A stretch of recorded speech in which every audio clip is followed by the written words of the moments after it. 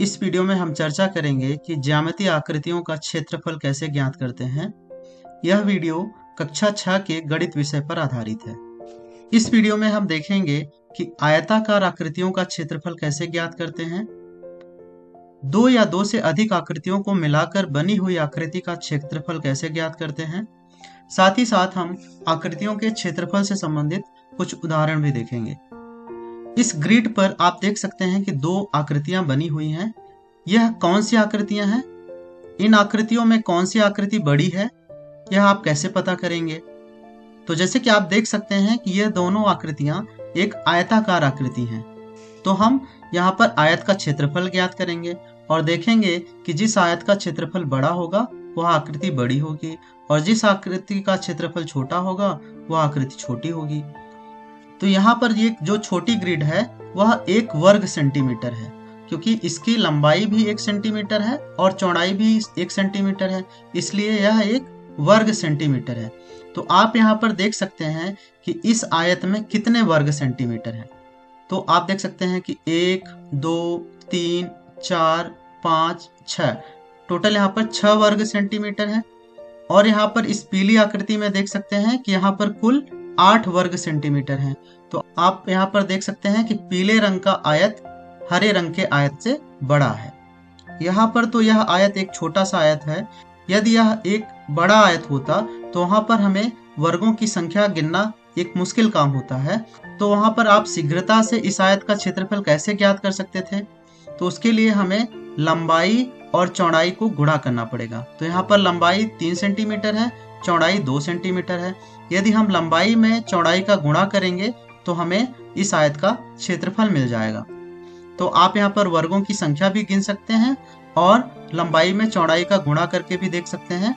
तो क्या आपको यहाँ पर एक समान मान प्राप्त होता है? आइए एक और उदाहरण देखें।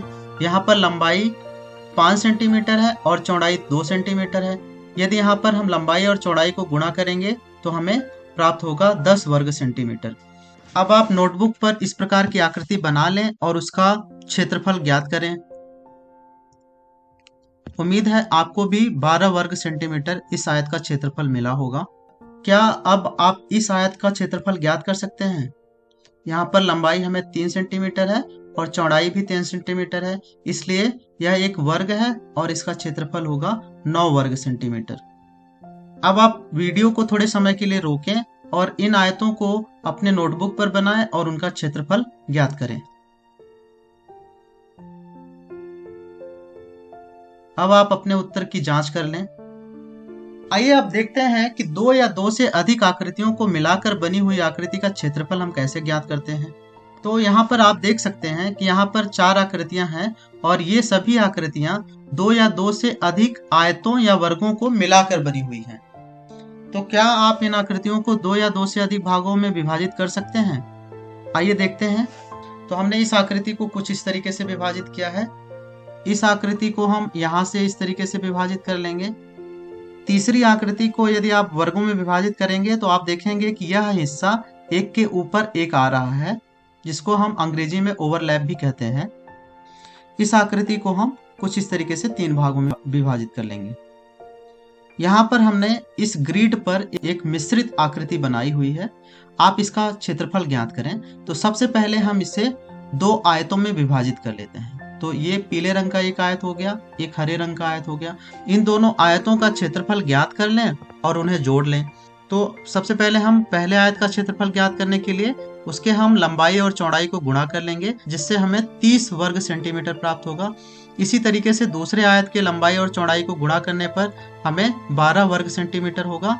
और इस पूरे आकृति का क्षेत्रफल ज्ञात करने के लिए हम दोनों आयतों के क्षेत्रफल को जोड़ लेंगे, जिससे हमें कुल 42 वर्ग सेंटीमीटर प्राप्त हो जाता है। अब आप अपने नोटबुक पर कुछ इस तरीके का एक मिश्रित आकृति बनाएं और उसका क्षेत्रफल ज्ञात करें।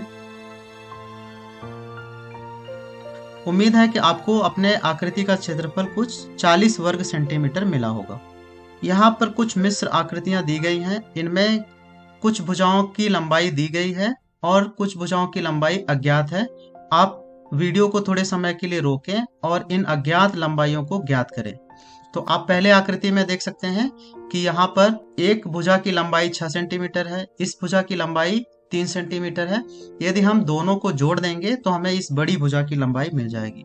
इसी तरीके से आप दूसरी, तीसरी और चौथी आकृति में अज्ञात भुजा की लंबाई ज्ञात करें। उम्मीद है कि आपने कुछ इस तरीके से हल किया होगा। अब आप इस दी गई आकृति को दो आयतों या वर्गों में विभाजित कर लें और उसका क्षेत्रफल ज्ञात करें। तो इसे करने के लिए हम इसको कुछ इस तरीके से दो भागों में विभाजित करेंगे और हम पहले और दूसरे आयत का क्षेत्रफल ज्ञात कर लेंगे और उन्हें जोड़ देंगे कुछ इस तरीके से। तो हमें पूर्ण आकृति का क्षेत्रफल कुल 12 वर्ग सेंटीमीटर प्राप्त हो जाएगा। अब आप नोटबुक पर इस आकृति को बनाएं और उसका क्षेत्रफल ज्ञात करें। उम्मीद है कि आपको भी इस आकृति का क्षेत्रफल कुल 24 वर्ग सेंटीमीटर मिला होगा। इस आकृति का क्षेत्रफल भी आप ज्ञात करें। उम्मीद है कि आपको भी इस आकृति का क्षेत्रफल 62 वर्ग सेंटीमीटर मिला होगा। इन आकृतियों को आप अपने नोटबुक पर बनाएं और उनका क्षेत्रफल ज्ञात करें। अब आप अपने उत्तर का मिलान कर लें। तो आज के वीडियो में हमने सीखा कि आयताकार आकृतियों का क्षेत्रफल कैसे ज्ञात करते हैं। साथ ही साथ हमने दो या दो से अधिक आकृतियों को मिलाकर बनी हुई आकृति का क्षेत्रफल ज्ञात करना सीखा और आकृतियों के क्षेत्रफल से संबंधित कुछ उदाहरण भी देखे। इस वीडियो में इतना ही। धन्यवाद।